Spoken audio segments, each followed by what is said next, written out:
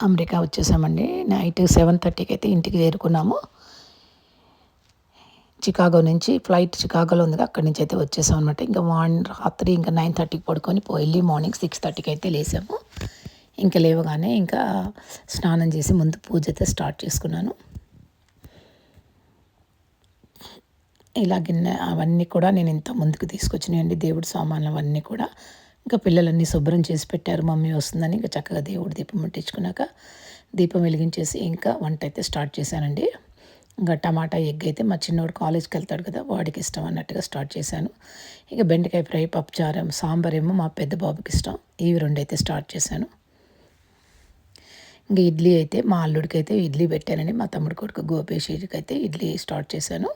ఇట్లా ఎవరికి కావాల్సింది వాళ్ళకైతే నేను ప్రిపేర్ చేస్తూ ఉన్నాను అనమాట. ఇంకా టిఫిన్ అయ్యాక ఇంకా టిఫిన్ చేసేసి మా చిన్నబాబు కాలేజ్కి వెళ్ళాడు, పెద్ద ఆయనేమో పార్ట్ టైంకి వెళ్ళాడు. ఇదండి. ఇంకా ఇంట్లో కూర్చొని బోర్ కొట్టింది. ఇంకా 11:30కి అలాగా కాదులే అలాగా వాకింగ్‌కి వెళ్ళొద్దామని. అందులో వాతావరణం కూడా చాలా చల్లగా ఉందండి. సమ్మర్ కాదు కదా, వర్షం పడుతూనే ఉంది. అసలు తలుపు తీస్తే చాలు అసలు ఎట్లా గాలి వస్తుందంటే చల్లటి గాలి అనమాట, ఒంటికి తగులుతూనే ఉంది. వాళ్ళే ఏముంది ఇది మామూలే అంటున్నారు. కాకపోతే అబ్బో మామూలుగా వణకలేదు. నాకైతే వింటర్‌లో వచ్చినప్పుడు ఎలా ఉందో ఇప్పుడు కూడా అలాగే ఉంది. ఇంకో 15 డేస్ అయితే మాత్రం సమ్మర్ వస్తుంది. గట్టిగా ఎండలైతే కగులుతాయి అంటున్నారు. చూద్దాం, అది కూడా చూద్దాం. 4 మంత్స్ ఉంటాను, అది కూడా చూస్తాను. ఇంకా అలాగైతే వాకింగ్ చేసుకుంటూ బయలుదేరాము.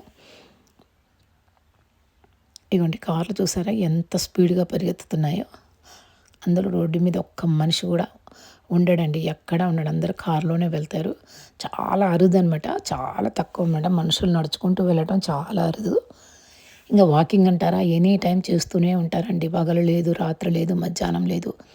అంటే వాళ్ళకి ఇప్పుడు టైం సెట్ అవుతే అప్పుడు చేస్తూ ఉంటారనమాట. మార్నింగే చేయాలి, మార్నింగ్ చేయలే కాబట్టి ఇంక మనం మార్నింగ్ లేవలే కాబట్టి వాకింగ్ చేయకూడదు అని కాదు. ఎనీ టైం వాళ్ళకి ఎప్పుడు అనుకూలంగా ఉంటే వాళ్ళు అప్పుడు చేస్తూనే ఉంటారు. అలా మేము కూడా బయలుదేరాం. పోయినసారి మేము వచ్చినప్పుడైతే ఈ హోటల్ అయితే తిన్నామనమాట. ఇదిగోనండి, మేము పోయినసారి వింటర్‌లో వచ్చినప్పుడైతే ఈ పువ్వులు గానీ, ఈ చెట్లు గానీ అసలు కనిపించలేదు. ఈసారి అయితే